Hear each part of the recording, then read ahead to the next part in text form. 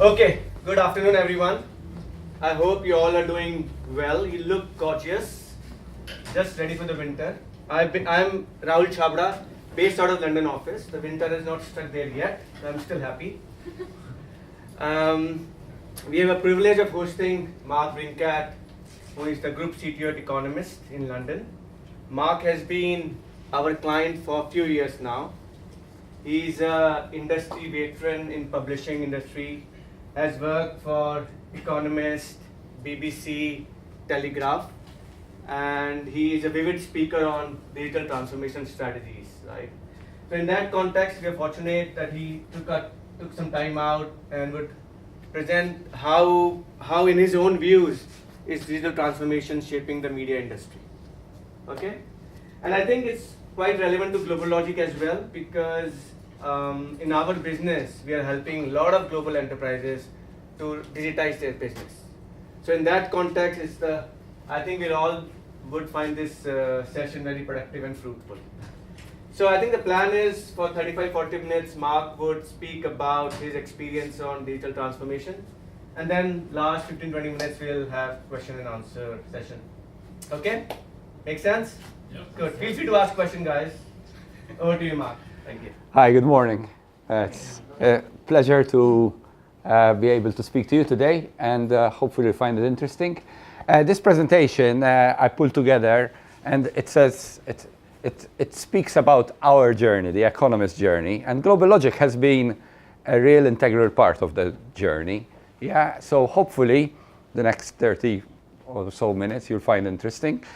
So a bit of context. So why is digital important? Well, if you look at the market and the accessibility to technologies, the accessibility to data, the advancements that are happening, basically are making it easier for people out there to disrupt you. Yeah, people out there can go spin up an environment in AWS quickly, and suddenly you have a startup going on, and it's going to disrupt you. So the advancements in digital and data technology, first and foremost, have raised the bar. Customer expectations are so high up there. If you are not able to approach that, you're going to struggle. And it's made it accessible to more people. So if we look at the market changed. Yeah, this was our website in 1997 when we first launched. So you can see there, you know, we had a presence. It changed. The market changed. If you go forward, that experience evolved. And really, we started our journey by transforming our experience. But we had little data and very few technology to support us. Yeah? So this talk is all around a bit of insights at how we evolved our thinking, how we approached that, and what are some of the lessons we learned, because we learned a lot. So first and foremost, let me tell you a bit about who The Economist is, for those of you who don't know. So who we are? Well, this year we've celebrated our 175 years. We were founded in 1843, and we really were founded under the principle of advocating positive change. Yeah. So we were founded around the period of time where the United Kingdom was introducing corn laws, and our first publication was around raising that and fighting that battle. But really what we are is a trusted filter, and we have a global outlook. And really we're there to provide that healthy debate, that different perspective, what's behind the news, and to provide the insights around there. And I like to share 3 quotes. Great minds like to think someone under the table, and in opinion polls, 100% of economists had one. Yeah, these 3 quotes really dive at what The Economist is truly about. We do that through a set of products, yeah, some which you are familiar with, like the newspaper. We do that on web, on mobile, on channels through different mediums. We launched a few years back an initiative to deliver also video content through short-form documentaries, but at the heart of our digital transformation are 5 principles that we started with. We said we want to be cloud and mobile first. We want to look at buying commodity and building innovation. We want it to be cross-functional and product-centric. And we wanted to have an agile mindset and being value and data-driven. Yeah, really 5 statements there to start us off. At the heart of it, we wanted to enable subscribers and non-subscribers alike to really recognize the value of our journalism. Yeah, so that's the mission. That's what we wanted to achieve. So to do that, we had to embrace change. We had to really embrace change and really adapt our thinking, how we approach it. And because digital transformation is hard. Yeah, you hear about it. Everybody's talking about digital and digital transformation and this whole initiative. It is hard. It's bloody hard. But getting disrupted by digital is so very easy. Yeah, it's like the easiest thing in the world. So under the hood, under any digital transformation, you will find 3 things that make it happen. The people and the culture you have. Secondly, the data and the access to that data that you will get. And thirdly is those technology building blocks that will enable you to embrace that change, will enable you. So let me talk a bit about the people and the culture. And this here is the type of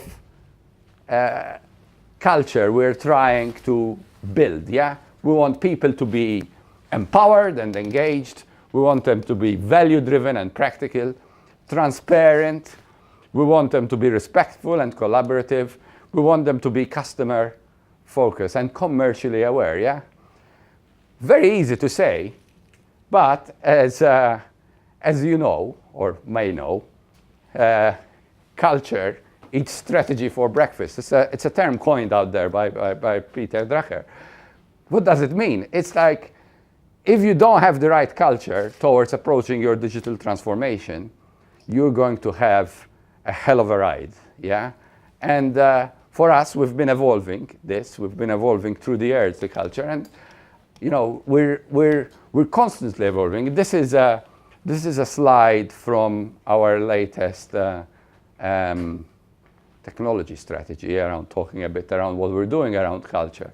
But if you look at this, it's all around growing people, being honest, being direct, but also kind, learning, releasing fast, failing fast, learning fast.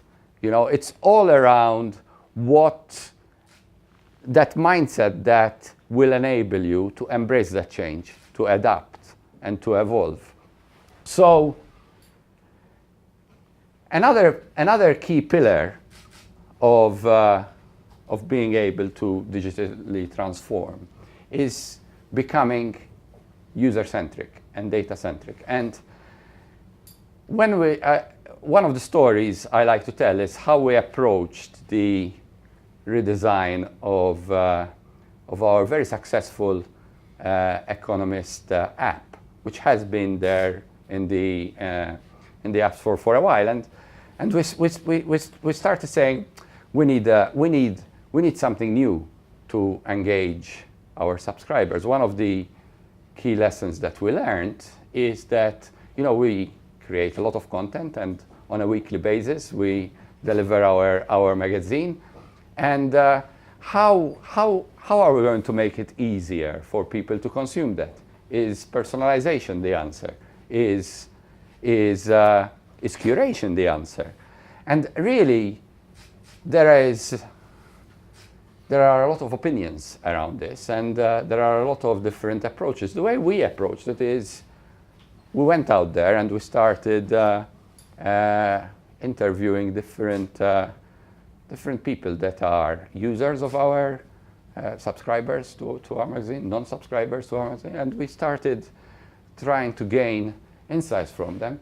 And out of that exercise came a new experience. So we transitioned from what we call Economist Classic, which is really a glass copy of your newspaper, to The Economist, which is a means of exploring the news and a means to exploring the week that just went by and the day that is coming along.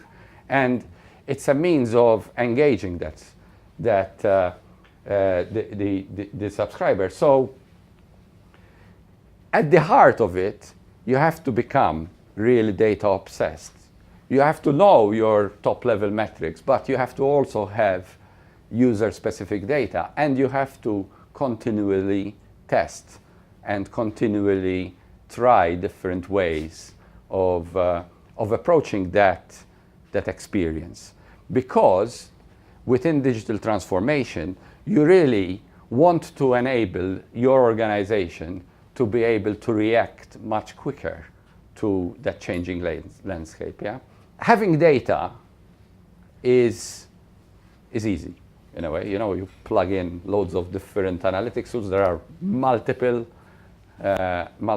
examples of that. But what you do with it is really important. And really, you have to start looking at how you can analyze and evolve that. And I have some examples here where we use data in practice to really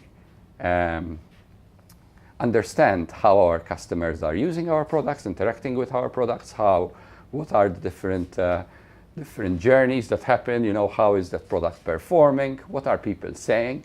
So we're mixing both qualitative and quantitative data together, because what's at the heart of that is three key pillars. It's around being able to understand, reach, and engage your customers. Understand both the way people are using your products and what people are saying about your products and experiences, and really building that single customer view to enable you then to segment your audience, to enable you to target that audience, and then you can really look at engaging that audience, and that's where personalization comes into play. And when I'm talking around becoming data obsessed, it's not just the collection of the data and not just getting those top level metrics, but really embedding that data within your product iteration process. And this is a slide that tries to encapsulate how we go about building products, and looking at two tracks where you are discovering and you are taking an idea and taking it through that cycle of evolution, where you take a concept and then you try it out, you prototype it, you look at the feedback that you're getting out of it, and then once that those cycles and that insight is gathered, then you can take it into that iteration process. So how do you achieve that? Well, I'm CTO, so I'm going to talk a bit about technology and how we used technology to help us through this journey. I like to use this because you really have to start thinking big, but you have to start small. Yeah, don't try to boil the ocean all at once. Have a plan and start executing in small and continuous iterations. And our focus has been over these these 5 pillars here, where we want to really enable the delivery of value iteratively through best-in-class platforms. You also need to understand that feature development is not the only thing. Once you have a product there, you really have to care about it, and you have to partner with product to keep that platform or that technology in a maintainable state.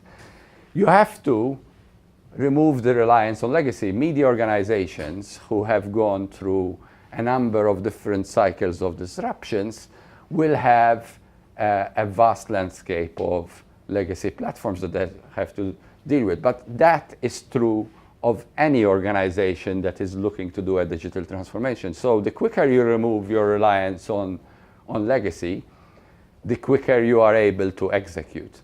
But at the heart of it is you have to remove waste.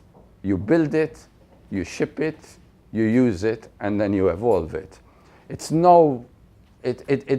doesn't help you to have this big plan. You think big and you build it. And we had one initiative within our organization which ran through that challenge, where we built and built and built, and suddenly what we built became legacy quicker than we could actually release it. The idea around digital transformation is to enable you to start releasing that value early in the cycle and in small increments, so like that you can also look at what the data is telling you about that particular release. And automation is really critical. Automate as much as possible so you can focus on what is really truly of value. So for me, one of the things that is so important is how you unlock that value. And I talk here a bit about building components, not templates. Don't look at your product as one big experience, but try and decompose that experience into smaller bits that you can assemble together. Now, the way we went about that is we leverage technologies that enabled us to deconstruct our experience in components, to be able to introduce a component library and assemble those experiences and reuse. Now, do we get it right across the board? No. But at the heart of it, it's so important to think about your products and your platforms, not as monoliths, but as interoperable mini type of components that you are bringing together to formulate your story. You have to embrace continuous delivery. When we started at the start of our digital transformation, we used to release, I have it here, 52 releases a year. Now we are able to release, every day or multiple times a day. So embracing that technology that enables you to actually deliver that value earlier and release iteratively is really critical to enable you to transform and to react to the market, because your market is going to change from the day you decide to start your digital transformation to the next day when you actually start it. The market has changed, because that's the reality we live in. So if we do not enable the ability to iterate, and we do not enable the ability to release continuously, then you're going to fail in your digital transformation.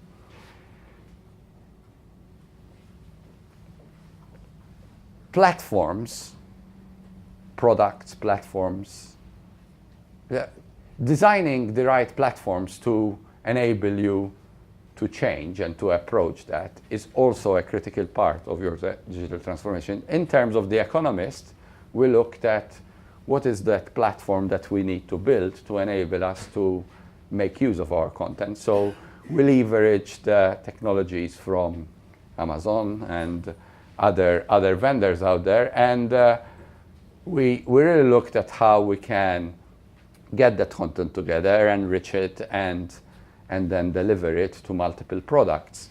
And at the heart of that is we need to be able to design those platforms that enable us to change. So changing the mindset from really being able to configure then to customize is also a critical part of what digital transformation is all about. And transforming that mindset and transforming the capability, configuring versus building, enabling the targeting of different audiences and providing that better control and flexibility is a critical component to enable you to react to different needs. And within The Economist, we applied that. And from what I've shown you at the beginning, where the market has been changing, we have now a new experience that actually is able to tell our story on the web. And we have been able to transform the way we distribute our content. And this picture shows the vast landscape of channels that we are able to now deliver our content to, support it through the platforms that we've built, and enabled through that continuous delivery mindset. So that's, in a nutshell, the story. But that story has some lessons around it, because guess what? You start your digital transformation and you are going to say, oh, you know, this is really cool. And you start exploring different technologies and you say, oh, we can use this and we can use that. And you start getting this peak of inflated expectations. This is a very typical diagram for those of you who are familiar with Gartner. They use it for technology triggers, but it really can be applied to digital transformations, because your organization will start going up in a peak of inflated expectations, yeah? And then you deliver, and suddenly you go down into the trough of disillusionment, yeah? Oh my God, you know, we spent all this money, what are we going to do about it?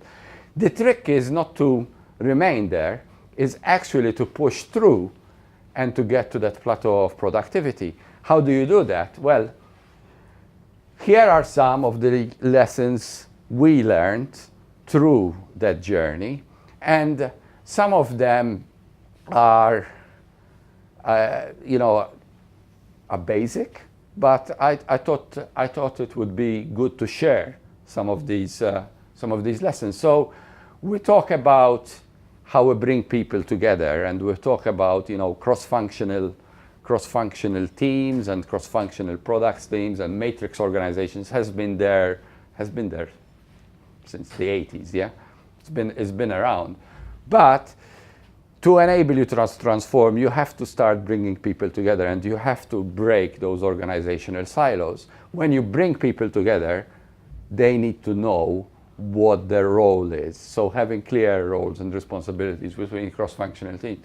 As I spoke before, the culture you have within the organization will trump any strategy that you can deliver. So culture trumps strategy, and really think about how you're going to be embedding that culture to enable you to transform, to enable you to fail fast, and to learn. You have to be ready to pivot. And technology choices that you do today is not the technology choices that probably you will end up with, and it's continuously evolving. So the ability in the platform you put in place to be able to remove or change different technologies is really critical, because guess what? You're going to have to pivot, and you have to change. Very relevant for people here is, if you look at your initiatives as a set of projects, a project has a beginning and an end.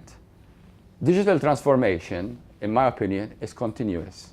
you start enabling your organization to be able to change, to react to data, to iterate. Guess what? That doesn't have an end, because that has to be, has to continue evolving constantly. Now, a product might become irrelevant, a product dies, but a new initiative is going to come into play, because if not, then your organization is doomed to close, yeah?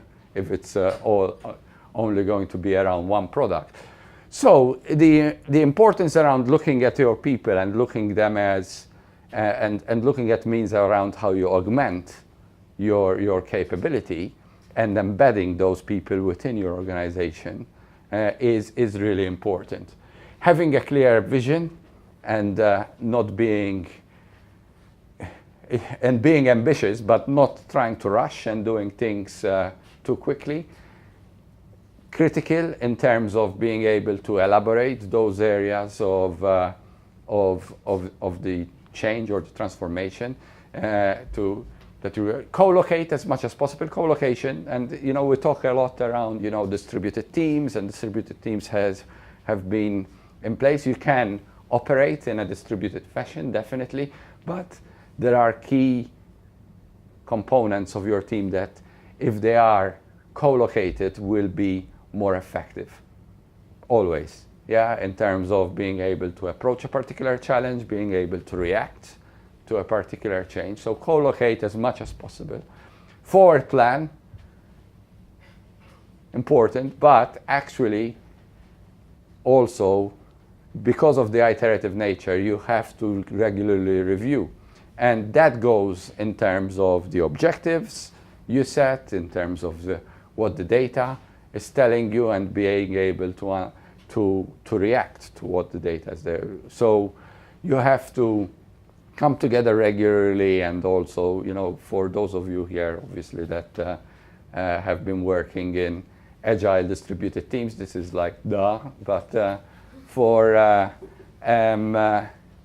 no, it's not always that clear to people, and it wasn't really clear for us from the onset.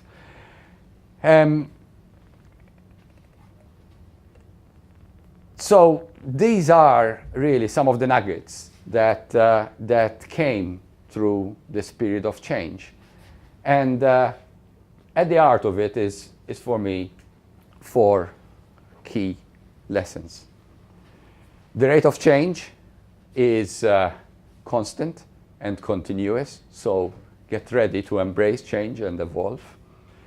Disrupt the way you work, the way you are organized. Focus on those outcomes that deliver value. Remember that culture will trump your strategy, and organize to enable iteration. Think big, but start small. Put in place those building blocks that will enable you to understand, reach, and engage your audience effectively, and release often and gain insights early, because you have to get ready for the trough of disillusionment. It happens in every organization, and iteration will enable you really to push through that and reach that plateau of productivity. So in conclusion, failure is not fatal, but failure to change might be. And that's me.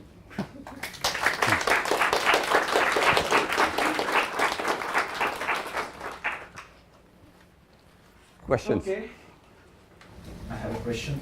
First of all, thank you for very inspiring speech, and this is very interesting. So my question is, so as far as I can see, many organizations try to build like user-centric experience while doing digital transformation. And for that reason, they're using and trying to collect as much as possible of user data. At the same time, this field became more and more regulated, and GDPR is a bright example. So what's your opinion, how the GDPR and like any similar things will influence the digital transformation, rebuilding of the user-centric experience, particularly in media domain? It's a very interesting question, and it is one of one of those areas that is evolving. So in terms of what data you can collect, what you can do with that data, how you use it, and I think it's an aspect around that will really change the way we use targeting capabilities, and also moving us from just looking at segmenting your audience, but looking at how we can use machine learning and AI technologies out there to actually start creating reactive experiences. So it's one to watch and also one to look at. And as I said early in my talk, is you have to embrace that change and you have to adapt. So the media organizations will have to adapt towards what data they can collect, what they can do with it, and how to apply that to their products and their messages. What do you think triggers digital transformations in different companies? I mean, like for example, based on your experience, how does it come to at which point company realizes that it needs a digital transformation? Because it's like very difficult process to start, as you mentioned. I think they say digital disruption. It's I would say that digital is here, yeah. And if you are interacting, if you have consumers, if you have audiences out there, and you are a B2C type of organization, definitely you will have felt that, because it's with us. It's what we do. It's there now. It's really looking at the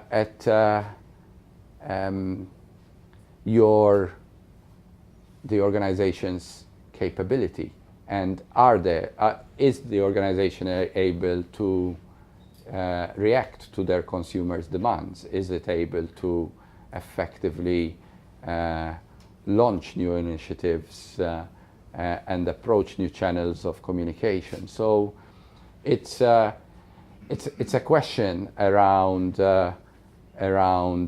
not when you start it, is how you start it and how you move towards making it work for you.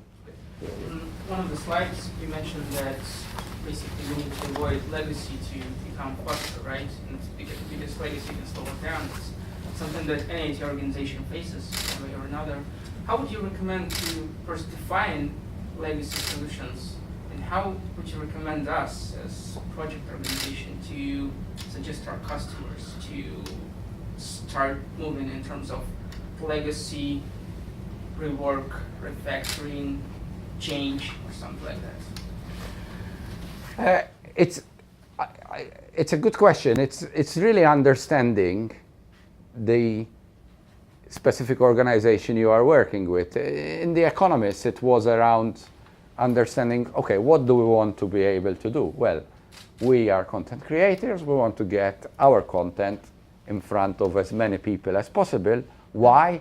Well, because we want to get those people to recognize the value of our journalism, but also eventually to subscribe, to us. So to enable that, we looked at, okay, what's our landscape? Well, our landscape, because of the change that happened, we had a content management system per product that we were delivering. That meant that, hey, if we wanted to tell a story which goes across those products, there was no way of doing that, So in that case, going back, is we started with making that content available, putting a platform in place that enabled us to get that content available and then be able to build experiences on top of them. So the important is to recognize what legacy the organization has that is stopping it from delivering to its KPIs or to where it wants to be. yeah, and each organization is different. Yeah, it's not a cookie cutter approach. But when we look at the industries, what really changed is where before you used to do big capital investment initiatives, and you take a few years, you then release it, and then you take it into an operational expenditure, and you sweat that asset until it doesn't work anymore, really. That changed, whereby because the market is changing so quickly and so frequently, if the systems you have in place don't enable you to change course or to approach new channels of communication, in our case, for example, quickly, that is legacy. Mind you, if you're not careful, your new shiny platform can become legacy very quickly. And hence the second point in our focus is, if you constantly are just looking at new features and adding things up without putting in place the right processes, the right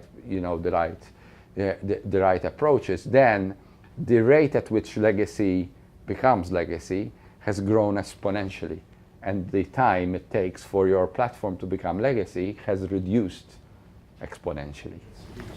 So my question is, Economist is a great example of how digitally transformed things with technology brought more user experience.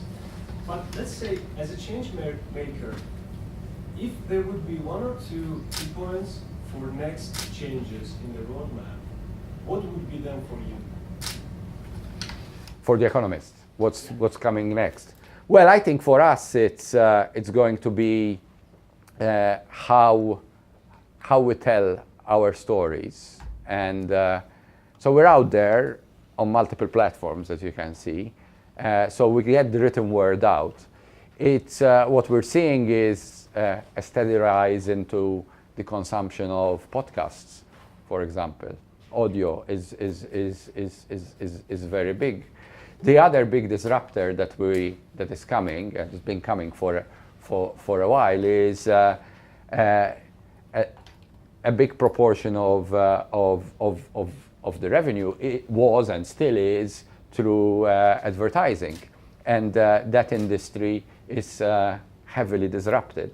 So at some point there's going to be a tipping point to look at how you can effectively commercialize your experience to in a way that is maybe less intrusive to the reader. So that is another aspect.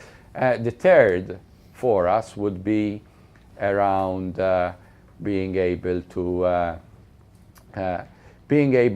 tell our, to bring our message into mediums that are not straight away conducive to the way we tell our message. So, for example, the connected car is coming. Yes, it's there. You have things like virtual reality is coming. So, what do those mean, and how do we effectively can reach our audience into those different mediums? Thank you. Yes.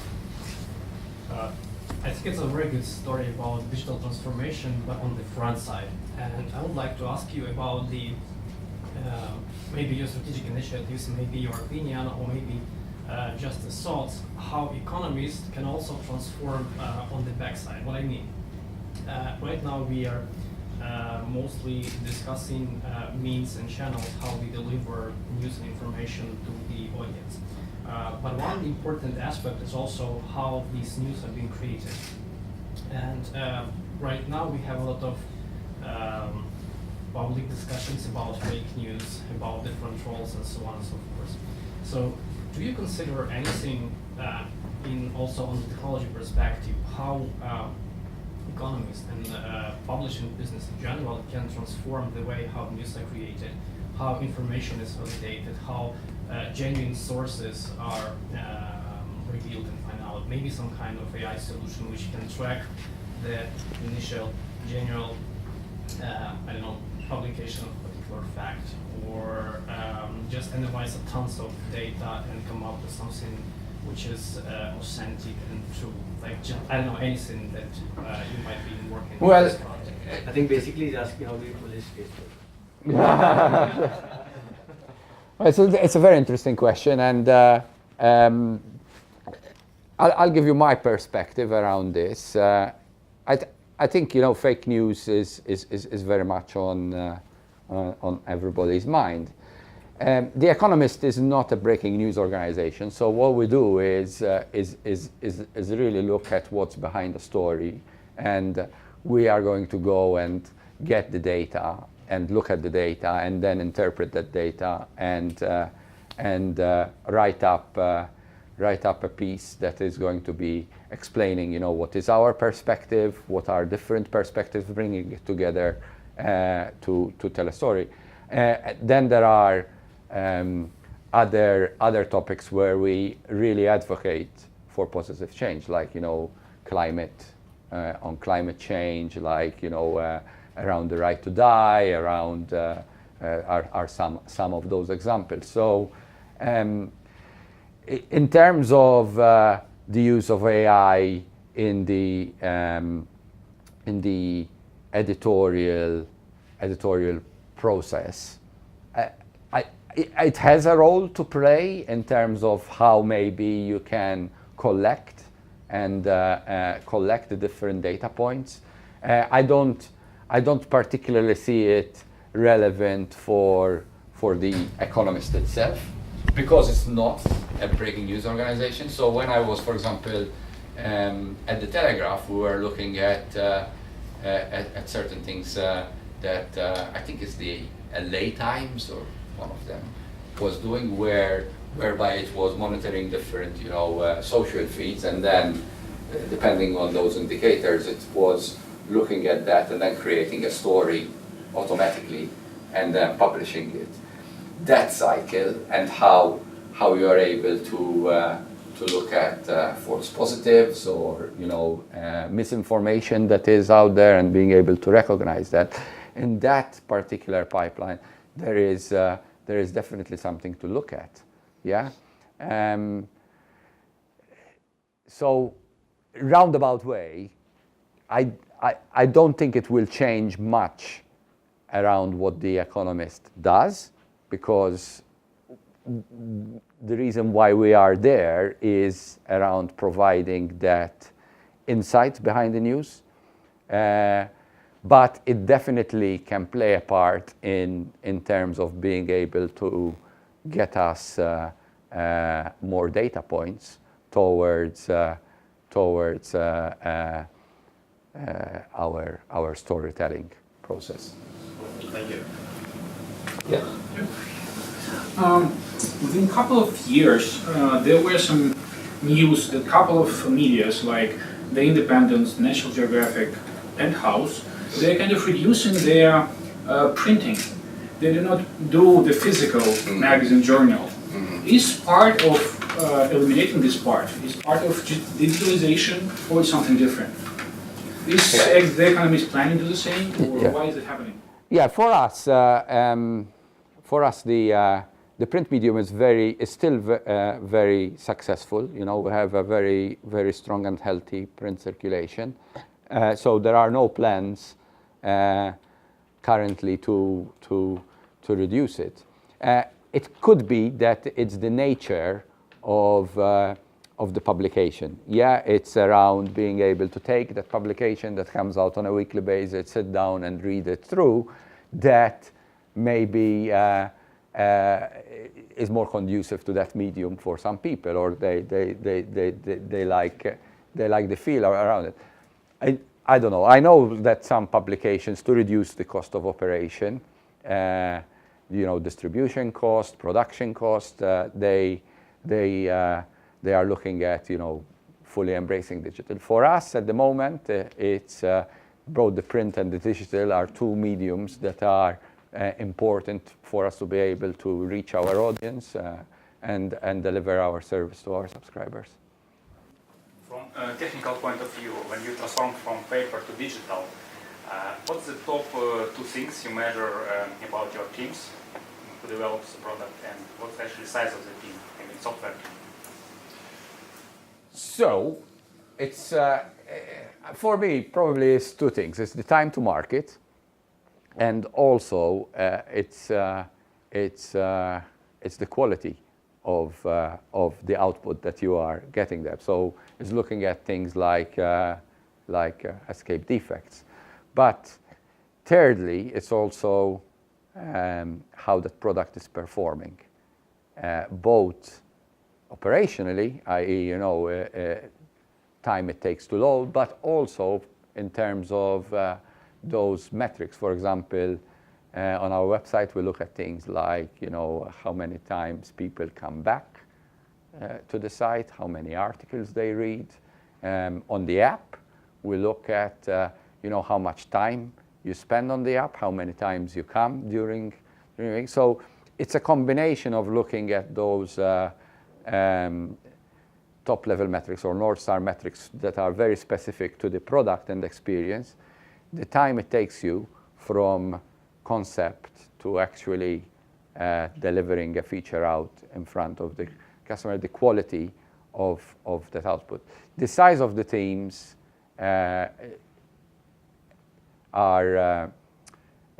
usually, a standard team is made up of a product owner, a technical lead, and then a few engineers, 4 or 5 engineers, and we usually have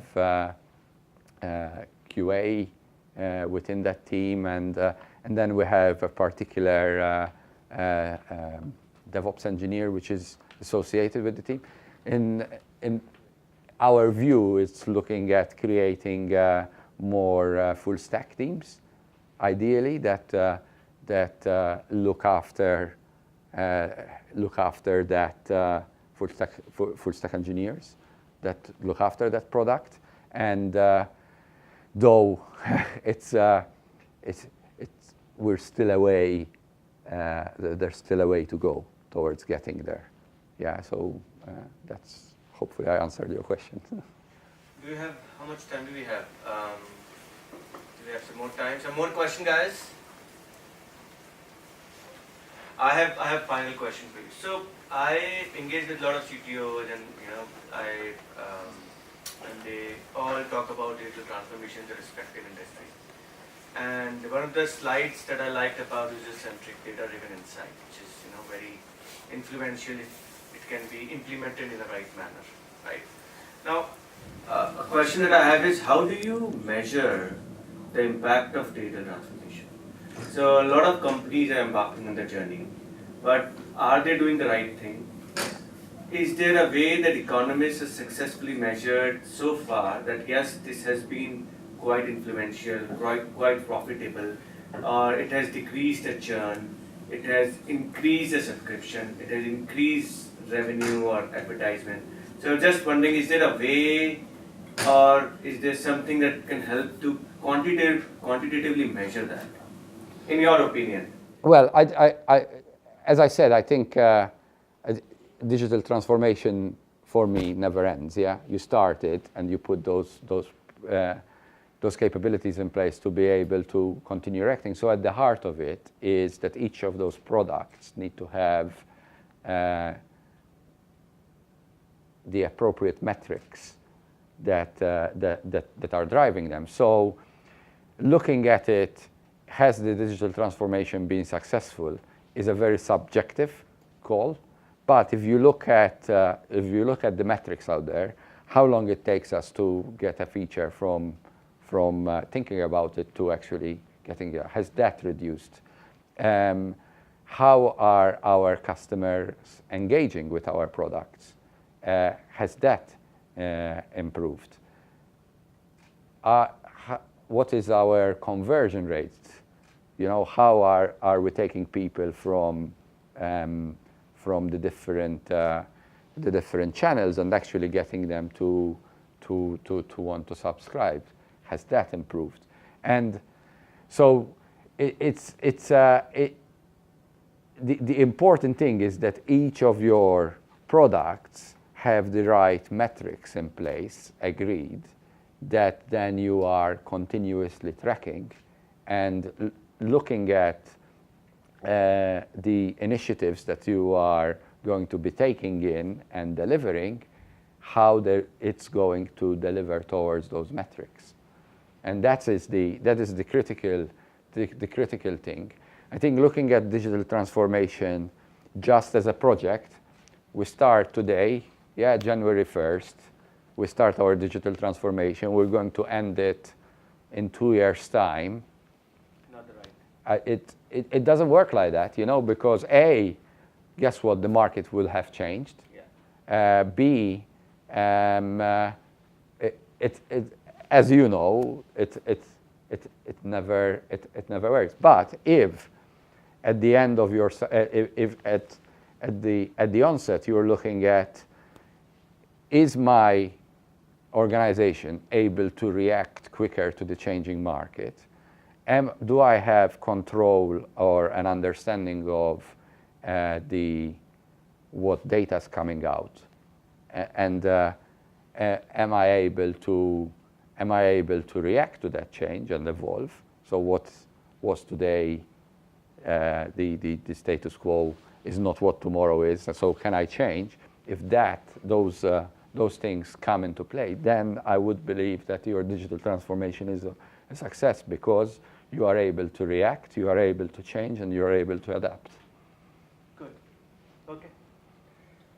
Okay, guys, any more questions, or we are done?